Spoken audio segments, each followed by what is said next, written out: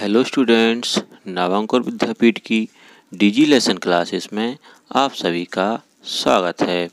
आज हम पढ़ने वाले हैं क्लास 7 का सब्जेक्ट साइंस, जिसका चैप्टर 3 नाम है फाइबर टू फैब्रिक, रेशों से वस्त्र तक, बाय राजेंद्र सूर्यवंशी सर।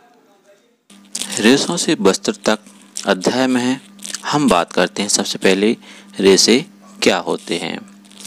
रेशा यानी कि फाइबर किसी प्राकृतिक या कृत्रिम पदार्थों के बने पतले तंतु को हम रेशे कहते हैं। यह ऊन, कपास, कागज, पेड़ों की छाल, पॉलिएस्टर और कई अन्य सामग्रियों के हो सकते हैं। आमतौर पर पतले तंतु को ही रेशा कहा जाता है। मोटे तंतुओं को अक्सर रज्जु या रस्सी, कॉर्ड कहा जाता है। मानवीय प्रयोग में कई प्रकार के रेशों को बुनकर चीज़ें बनाई जाती हैं। उदाहरण के लिए वस्त्र। तो हम बात करते हैं रेशों की। रेशे मुख्य रूप से दो प्रकार के होते हैं। नंबर 1 होता है जांतव रेशे, जिन्हें प्राकृतिक रेशे भी कहते हैं। नंबर 2 होता है कृत्रिम रेशे, जिन्हें संश्लेषित रेशे कहा जाता है। इस अध्याय में हम जांतव रेशों की बात करेंगे एवं कृत्रिम रेशों की या संश्लेषित रेशों की बात अगले अध्याय में करेंगे। तो सबसे पहले बात करते हैं जांतव रेशों की। जंतुओं से प्राप्त किए जाने वाले रेशे को जांतव रेशे कहते हैं। इस अध्याय में हम जांतव रेशों के बारे में, ऊन और रेशम के बारे में चर्चा करेंगे। तो आइए हम देखते हैं सबसे पहले ऊन के बारे में।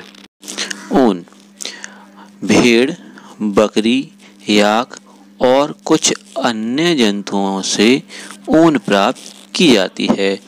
ऊन प्रदान करने वाले इन जंतुओं के शरीर बालों से ढके होते हैं, जिन्हें शरीर से उतारकर ऊन प्राप्त किया जाता है। अब हम बात करते हैं ऊन प्रदान करने वाले जंतुओं की।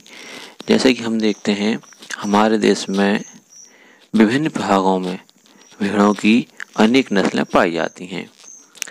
यद्यपि भेड़ों की ऊन ही ऊन का एकमात्र स्रोत नहीं है, फिर भी बाजार में सामान्य रूप से उपलब्ध ऊन भेड़ की ऊन ही होती है। जैसा कि हम जानते हैं कई भागों में देश के अलग अलग हिस्सों में अलग अलग प्रकार के अलग अलग नस्ल के जंतु पाए जाते हैं, जो हमें कई किस्म की ऊन प्रदान करते हैं। जैसे कि हम बात करते हैं याक की। याक तिब्बत में और लद्दाख में प्रचलित है। यहाँ याक से अच्छी किस्म की ऊन प्राप्त की जाती है। याक के बाद हम बात करते हैं अंगोरा बकरी की। यह बकरी की एक अच्छी नस्ल होती है। अंगोरा ऊन प्राप्त करने के लिए अंगोरा नस्ल की बकरियों से प्राप्त की जाती है, जो जम्मू एवं कश्मीर के पहाड़ी क्षेत्रों में पाई जाती है। कश्मीरी बकरी की त्वचा के निकट मुलायम बाल होते हैं। इनसे बेहतरीन शॉलें बनाई जाती हैं, जिन्हें हम पश्मीना शॉलें कहते हैं। अंगोरा बकरी के बाद हम बात करते हैं ऊँट की। तो जैसा कि हम जानते हैं ऊँट के शरीर के ऊपर भी बाल पाए जाते हैं, जिनका उपयोग ऊन प्राप्त करने के लिए किया जाता है। ऊँट के बाद हम बात करते हैं लामा एवं एल्पेका की। लामा एवं एल्पेका नामक जंतु दक्षिणी अमेरिका में पाए जाते हैं। लामा और एल्पेका से ऊन प्राप्त किया जाता है, जो एक उत्तम क्वालिटी का ऊन होता है। तो अब हम बात करते हैं रेशों से ऊन तक की, जिसमें ऊन प्राप्त करने के लिए भेड़ों को पाला जाता है, उनके बालों को काटकर और फिर उन्हें संसाधित करके ऊन बनाई जाती है। तो आइए अब हम इस प्रक्रम के बारे में जानकारी प्राप्त करें। तो आइए अब हम देखते हैं भेड़ पालन और प्रजनन की। यदि आप जम्मू कश्मीर, हिमाचल प्रदेश, उत्तराखंड, अरुणाचल प्रदेश और सिक्किम की पहाड़ी क्षेत्रों अथवा आसाम, हरियाणा, पंजाब, राजस्थान और गुजरात के मैदानी क्षेत्रों में जाएं तो हम देखते हैं वहाँ पर भेड़ों के कई झुंड दिखाई देते हैं, जिसमें भेड़ शाकाहारी होते हैं और वह घास और पत्तियाँ पसंद करते हैं। भेड़ पालक उन्हें हरे चारे के अतिरिक्त दालें, मक्का, ज्वार, खली आदि खनिज खिलाते हैं और सर्दियों में भेड़ों को घरों के अंदर रखा जाता है और उन्हें पत्तियाँ, अनाज और सूखे चारे खिलाए जाते हैं। अब बात करते हैं प्रजनन की। भेड़ की कुछ नस्लों के शरीर पर बालों की घनी परत होती है, जिससे बड़ी मात्रा में अच्छी गुणवत्ता की ऊन प्राप्त होती है। जैसा कि पहले बताया गया है कि भेड़ों को वर्णात्मक प्रजनन द्वारा उत्पन्न किया जाता है, जिसमें से एक जनक किसी अच्छी नस्ल की भेड़ होती है। जब पाली गई भेड़ के शरीर पर बालों की घनी वृद्धि हो जाती है तो ऊन प्राप्त करने के लिए उनके बालों को काट लिया जाता है। अब बात करते हैं रेशों को ऊन में संसाधित करना। स्वेटर बुनते अथवा शाल बनाने के लिए उपयोग की जाने वाली ऊन एक लंबी प्रक्रिया द्वारा प्राप्त उत्पाद होती है, जिसमें निम्नलिखित चरण सम्मिलित होते हैं। तो आइए हम देखते हैं चरण नंबर 1, जिसे कहते हैं ऊन की कटाई। भेड़ के बालों को त्वचा की लंबी परत के साथ शरीर से उतार लिया जाता है। यह प्रक्रिया ऊन की कटाई कहलाती है। यह प्रक्रिया सामान्यतः गर्मी के मौसम में की जाती है ताकि भेड़ बालों के सुरक्षात्मक आवरण के ना रहने पर भी जीवित रह सकें। बाल ऊनी रेशे प्रदान करते हैं। इन्हीं ऊनी रेशों को संसाधित करके ऊन का धागा बनाया जाता है। अब बात करते हैं चरण 2, जिसे कहते हैं अभिमार्जन। त्वचा सहित उतारे गए बालों को टंकियों में डालकर अच्छी तरह से धोया जाता है, जिससे उनकी चिकनाई, धूल और गर्त निकल जाएं। यह प्रक्रम अभिमार्जन कहलाता है। आजकल अभिमार्जन मशीनों द्वारा किया जाता है। चरण 3, ऊन की छटाई। अभिमार्जन के बाद छटाई की जाती है। रोलिंग अथवा रोएदार बालों को कारखानों में भेज दिया जाता है, जहां विभिन्न गठन वाले बालों को छांटकर पृथक किया जाता है। चौथा चरण होता है सुखाना। इस प्रक्रम में अभिमार्जन के बाद धागों को अच्छी तरह से सुखा लिया जाता है, जिससे उसमें उपस्थित बर निकल जाते हैं। चरण 5 होता है रंगाई। रेशों की विभिन्न रंगों में रंगाई की जाती है, क्योंकि भेड़ अथवा बकरी की सामान्य ऊन काली, भूरी अथवा सफ़ेद होती है। चरण 6 ये अंतिम चरण होता है, इसे रीलिंग कहते हैं। अब रेशों को सीधा करके सुलझाया जाता है और फिर लपेटकर उन्हें धागा बनाया जाता है। रेशों को काटकर स्वेटरों की ऊन के रूप में और अपेक्षाकृत छोटे रेशों को काटकर ऊनी वस्त्र बुनने में उपयोग किया जाता है। ऊन के बाद अब बात करते हैं रेशम की। रेशम यानी कि सिल्क। रेशम के रेशे भी जांतव रेशे होते हैं। रेशम के कीट रेशम के फाइबरों को बनाते हैं। रेशम प्राप्त करने के लिए रेशम के कीटों को पालना रेशम कीट पालन या सेरीकल्चर कहलाता है। रेशम प्राप्त करने के प्रक्रम में सबसे पहले हम बात करेंगे रेशम कीट के जीवन चक्र के बारे में। तो देखते हैं रेशम कीट का जीवन चक्र। मादा रेशम कीट अंडे देती है जिनसे लार्वा निकलते हैं जो कैटरपिलर, इल्ली या रेशम कीट कहलाते हैं। ये आकार में वृद्धि करते हैं और जब कैटरपिलर अपने जीवन चक्र की अगली अवस्था में प्रवेश करने के लिए तैयार होता है तो यह प्यूपा या कोशित कहलाता है जो अपने इर्द गिर्द एक जाल बुन लेता है। यह जाल उसे अपने स्थान में बने रहने में सहायता करता है। फिर यह अंग्रेजी संख्या 8 के रूप में अपने सिर को एक सिरे से दूसरे सिरे तक ले जाता है। सिर की इस गति के समय कैटरपिलर पतले तार के रूप में प्रोटीन से बना एक पदार्थ स्रावित करता है जो कठोर होकर रेशम का रेशा बन जाता है। जल्दी ही कैटरपिलर स्वयं को पूरी तरह से रेशम के रेशों से ढक लेता है और प्यूपा बन जाता है। यह आवरण कोकून कहलाता है। कीट का इसके आगे का विकास कोकून के भीतर होता है। रेशम के रेशों का उपयोग रेशम के वस्त्र बुनने के लिए किया जाता है। अब बात करते हैं कोकून से रेशम तक की। रेशम प्राप्त करने के लिए रेशम कीटों को पाला जाता है और उनके कोकूनों को एकत्रित करके रेशम के फाइबर प्राप्त किए जाते हैं, जिसमें पहला चरण होता है रेशम कीट पालन। कोई मादा रेशम कीट एक बार में सैकड़ों अंडे देती है।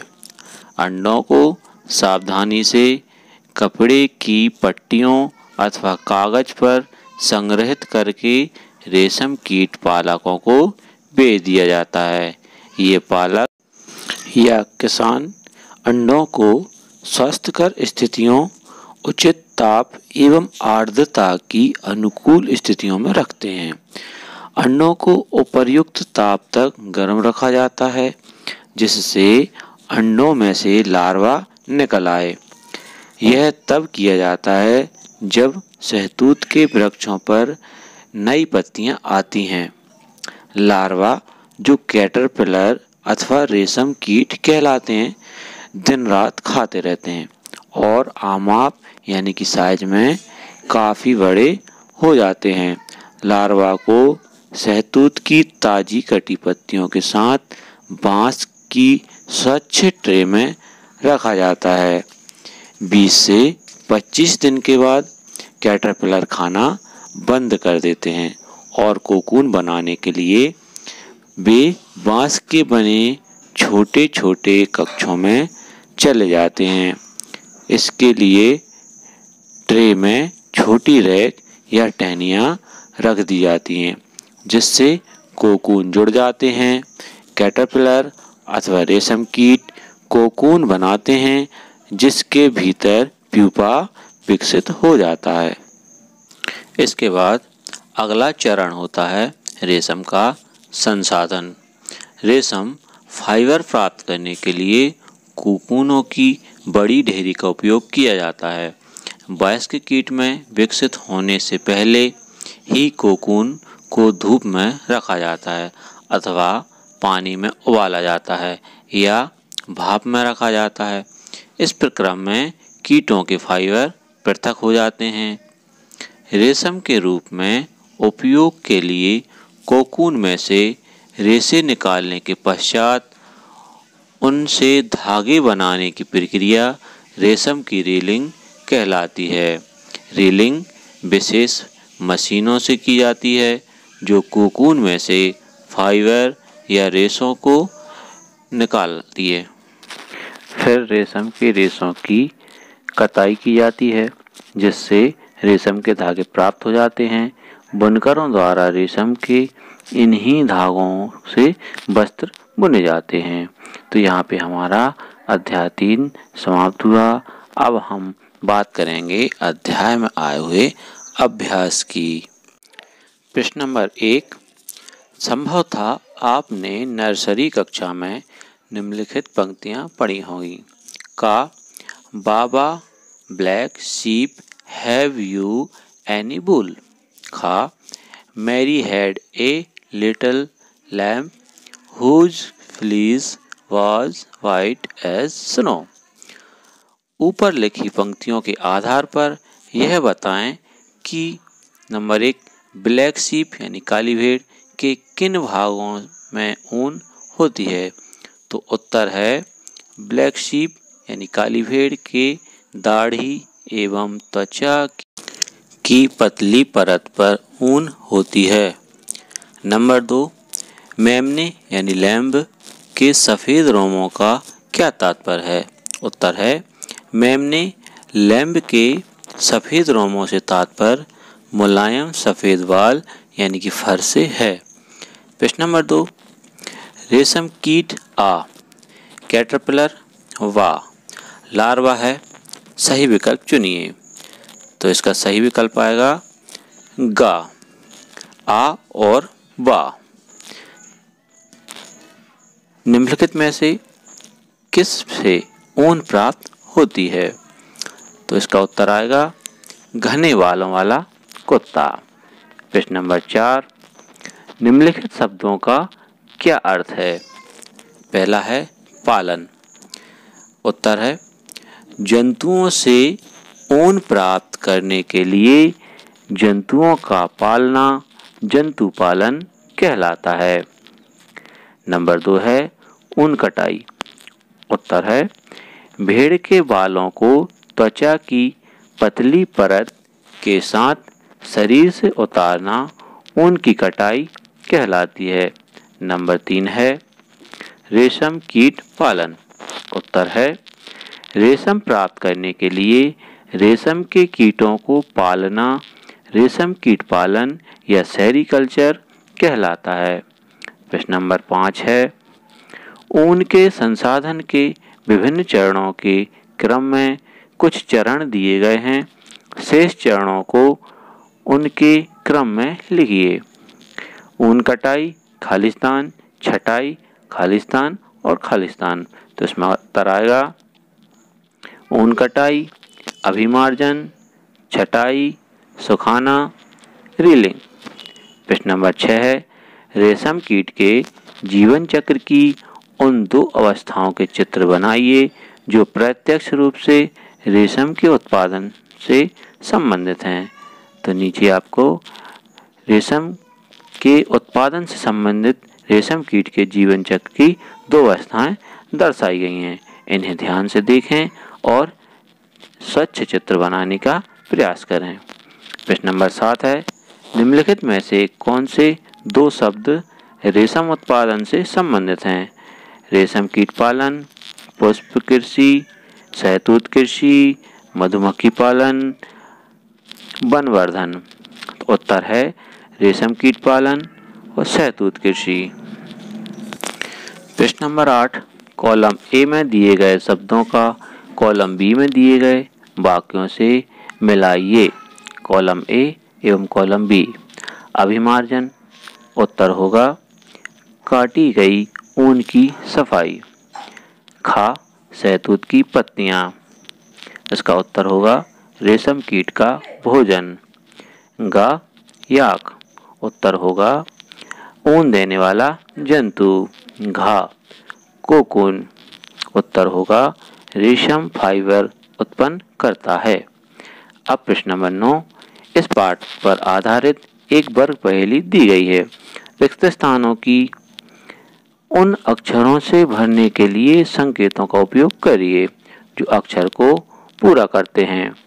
सबसे पहले हम बात करेंगे सीधे में यानी कि बाएं से दाएं भरने के लिए। तो दूसरे नंबर पे क्वेश्चन है कार्तित ऊन को अच्छी तरह से धोने का प्रक्रम। उत्तर है अभिमार्जन। नंबर 3 पर है एक प्रकार का जानवर रेशा कीट खाते हैं। उत्तर है रेशम। नंबर 6 पर है लंबी धागे जैसी संरचना जिससे बुनकर वस्त्र बनाते हैं। फाइबर। अब ऊपर से नीचे, जिसमें नंबर 1 पर है इससे बुने वस्त्र शरीर को गर्म रखते हैं। उत्तर है ऊन। नंबर 4 पर है इसकी पत्तियों को रेशम कीट खाते हैं। उत्तर है शहतूत। नंबर 5 पे है रेशम कीट के अंडे से निकलते हैं। इसका उत्तर है कैटरपिलर। धन्यवाद।